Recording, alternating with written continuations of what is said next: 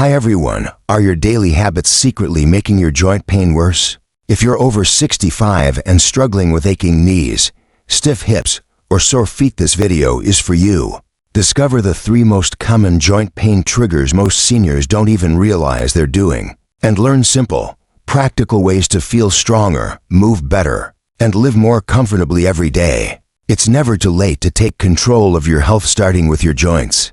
Watch now and take your first step toward pain-free living. Have you ever stood up from a chair and felt that sharp little reminder in your knees? That ache that wasn't there 10 years ago? Maybe you brushed it off at first, thinking it was just part of getting older. But then it came back, again and again. And now it's not just your knees, it's your back, your hips, maybe even your hands. That quiet little whisper of discomfort has turned into a constant companion. And you're left wondering, is this just how it is now? Or is there something I'm missing? The truth is, joint pain doesn't have to be your new normal. Sure, aging brings changes, but pain isn't a punishment for growing older. It's often a signal, a way your body says, hey, something needs a little attention here. And most of the time, the real problem isn't age, it's habit. Little things we do every day without even realizing it can quietly wear down our joints. But once you spot them, that's when things start to change. Today, I want to talk to you heart to heart about 3 common mistakes that sneak into our routines after 65 and quietly make joint pain worse. These aren't rare medical conditions or fancy diagnoses, they're everyday things, totally fixable. And once you know them, you'll be surprised how much better you feel. You've got so much life to enjoy, and your body deserves to feel good while you're doing it. Let's start with the first one, and I promise, this might hit home more than you expect.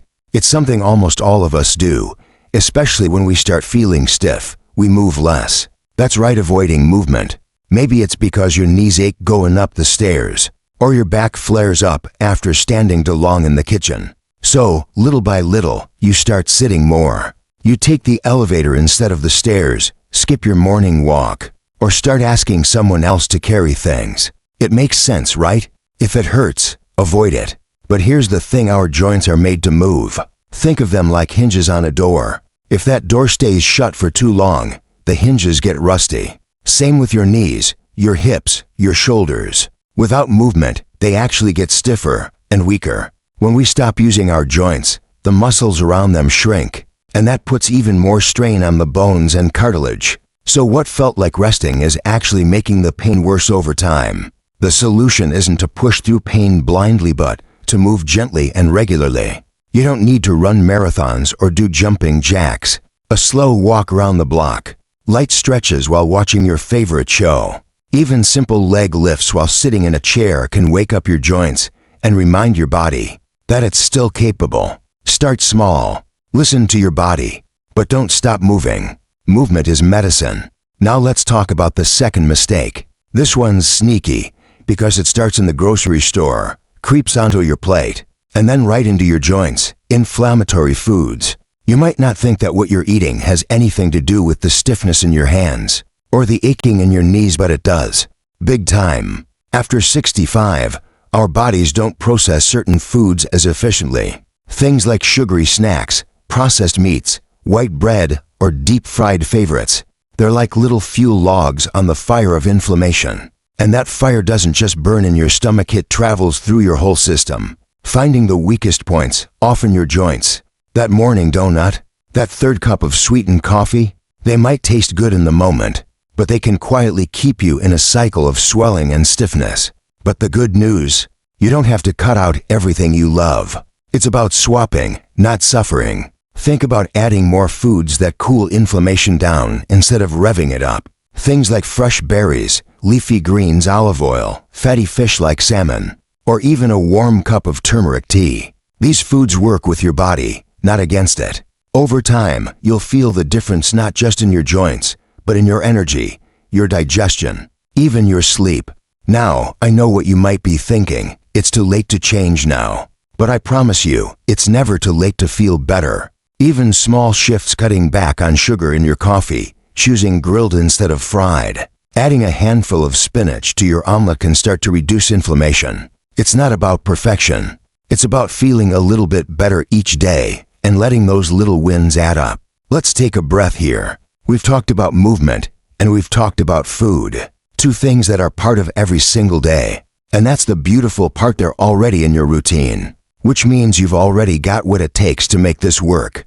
So if you've ever caught yourself avoiding a walk because it hurts, or eating something that feels like comfort but leaves you feeling worse, just know this, you're not alone. These habits are common. But now that you know what to look out for, you can start making gentle changes that really help. And that brings us to the next big joint pain trigger that often gets overlooked, even by people who are doing everything else right. And that brings us to the next big joint pain trigger that often gets overlooked, even by people who are doing everything else right. It's something that seems harmless, maybe even helpful. But when it becomes a habit, it can quietly wear down your joints and leave you wondering why nothing seems to be working. I'm talking about over-relying on pain medication. Now, don't get me wrong, there's absolutely a time and place for medication. Whether it's a couple of ibuprofen after a long day, or something your doctor has prescribed for more serious arthritis, it can absolutely provide relief. But here's the tricky part, when we lean on those pills too often, it becomes easy to ignore the root problem. We start masking the symptoms instead of addressing what's causing them in the first place. It's a bit like putting tape over a warning light in your car. Sure, the light's not bothering you anymore, but the engine still needs help. And when you can't feel the pain as clearly, you might move in ways that put more strain on your joints without even realizing it. That leads to more damage, which leads to more pain, which leads to more pills. You can see how that cycle can spiral quickly. But here's the empowering part, you can break that cycle. And you don't have to do it alone. It starts with being honest about how often you're reaching for those painkillers and asking yourself, am I managing my pain or just numbing it? There are other ways to soothe those aches that don't carry the same risks.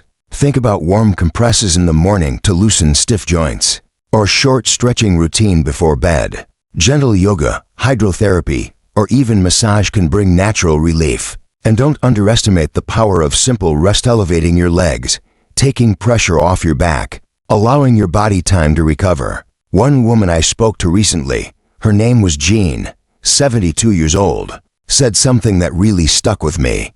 She said, I thought the pills were helping me stay active, but really they were helping me avoid dealing with my habits. That shift in thinking led her to replace just one dose a day with a short walk and some gentle stretching. Within weeks, her stiffness in the morning had reduced by half. Just imagine how much your body wants to cooperate with you if you give it the chance.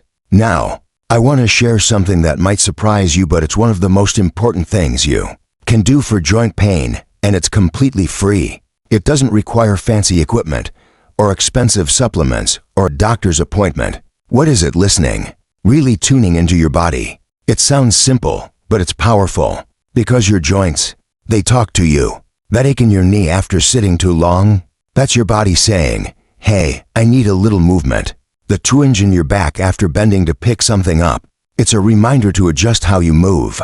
When we ignore those signals or cover them up with medication, we miss the opportunity to adjust. Before the pain becomes worse, start by checking in with yourself every morning. Sit up, take a deep breath, and just notice what feels tight, what feels sore, what feels strong. Then again in the evening, did anything get better today? Worse? These little check-ins give you control. They help you make better choices throughout the day. Maybe it's standing up a little slower, taking breaks during housework, swapping your shoes for something more supportive. Every choice adds up. And speaking of shoes, that's another big one that people forget about, but let's save that for just a bit later. Right now, I want to talk about something that goes hand in hand with movement, food, and pain management, and it has a lot to do with how we see ourselves as we get older. Because I've heard this more times than I can count. I'm just too old to change now. Or, I've lived with this pain for years, I guess it's just part of who I am. But here's the truth, and I say this with all the warmth and love in the world. You are not stuck. You are not broken. Your body is not too far gone. You still have so much power, more than you think, to shift how you feel. And no, it doesn't take a complete life overhaul. It takes small, kind changes. The kind of changes that say, I care about my body enough to treat it gently today. So whether you've been popping pain pills every afternoon for the past decade, or you've just started to notice that little ache when you climb into bed, this is your moment to start listening, adjusting, and trusting your body again. Because pain doesn't mean weakness. It means your body is talking to you. And now, you've got the tools to listen. Let's keep this momentum going. You've already started by learning what to avoid. And the next joint pain trigger is one that's all around us, literally something we stand on every single day but rarely think twice about. Every step you take, every time you get up from a chair or walk across the kitchen floor, something is quietly either supporting your joints or slowly working against them. And here's the thing, most people don't even notice until the damage is already done. Let's talk about your feet for a moment. More specifically, what's under them. The shoes you wear and the floors you walk on might seem like minor details, but they can have a major impact on your joints, especially your knees, hips, and lower back. Think about it. You wouldn't build a house on a weak foundation, right? It's the same with your body. If your shoes are worn out, unsupportive, or not designed for your feet, that uneven foundation sends stress all the way up your body with every step. And for someone over 65, whose joints may already be dealing with years of wear and tear, that extra strain can mean the difference between feeling okay and feeling like every movement is a chore. Now, I know it's tempting to slip on those comfy old slippers or walk barefoot around the house. Maybe those shoes have memory foam or they're easy to slide into without bending down. But comfort doesn't always mean support. In fact, many soft, squishy shoes lack the structure your feet need, especially as the arches naturally flatten a little with age.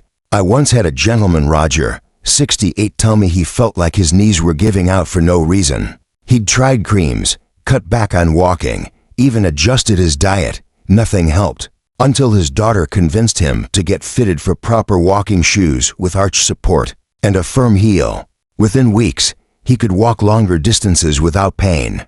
The problem wasn't his knees, it was his feet. And it's not just about the shoes themselves, it's also about what you're walking on. Hard tile or wooden floors, especially in your kitchen or bathroom, can be tough on the joints. That shock from the ground has nowhere to go but up, through your ankles, knees, and hips. One way to help: place supportive floor mats in areas where you stand, a lot like in front of the sink, the stove, or your bathroom mirror. Just a little extra cushion under your feet can make a big difference. Now, if you're thinking, great, I've got to go shoe shopping now, don't worry. This doesn't have to be complicated or expensive. Look for shoes that have 3 key things: good arch support, a slightly raised heel, and a snug but not tight fit. And if you already have a favorite pair, consider adding orthotic inserts. You'd be amazed how a small change inside your shoe can reduce pressure on your knees and help you stand taller and move with more confidence. Here's something I want you to remember: joint pain isn't always about the joints themselves. Sometimes it's about how we support the body as a whole, how we move, what we wear, what we step on, and how we care for ourselves when no one's watching. And while we're on that topic, I know how easy it is to feel discouraged, to feel like all these changes are piling up, and maybe you've waited too long to do anything about it. But let me tell you something I truly believe with all my heart: you're never too old to feel better. You've lived through decades of ups and downs. You've faced challenges that younger generations couldn't imagine. And if there's one thing I know about people your age, it's that you know how to keep going. You know how to show up for others. And now it's time to show up for yourself. Making small, thoughtful changes today can completely change how your joints feel next month, next year, even next week. Whether it's swapping out those old slippers, cutting back on the pain pills, or giving your body just 10 minutes of movement in the morning, every effort counts. And if no one's told you this recently, you're doing a great job. You really are. The fact that you're even watching this video, looking for ways to improve your health, means you care, that you're not giving up, and that's something to be proud of. So take a breath, roll your shoulders back, and smile.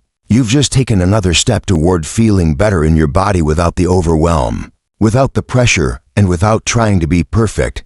Just a little bit better. That's all it takes. Now, if you found even one helpful tip in this video, whether it was about movement, medication, or your shoes, I'd love to hear from you in the comments. Your story might be exactly what someone else needs to hear. And if this video made you feel a little more hopeful, a little more empowered. Go ahead and hit that like button and subscribe. We've got more easy, practical, and uplifting videos coming your way, all focused on helping you feel your best after 60. Here's to strong joints, gentle steps, and the reminder that no matter your age, your best days aren't behind you, they're still very much ahead.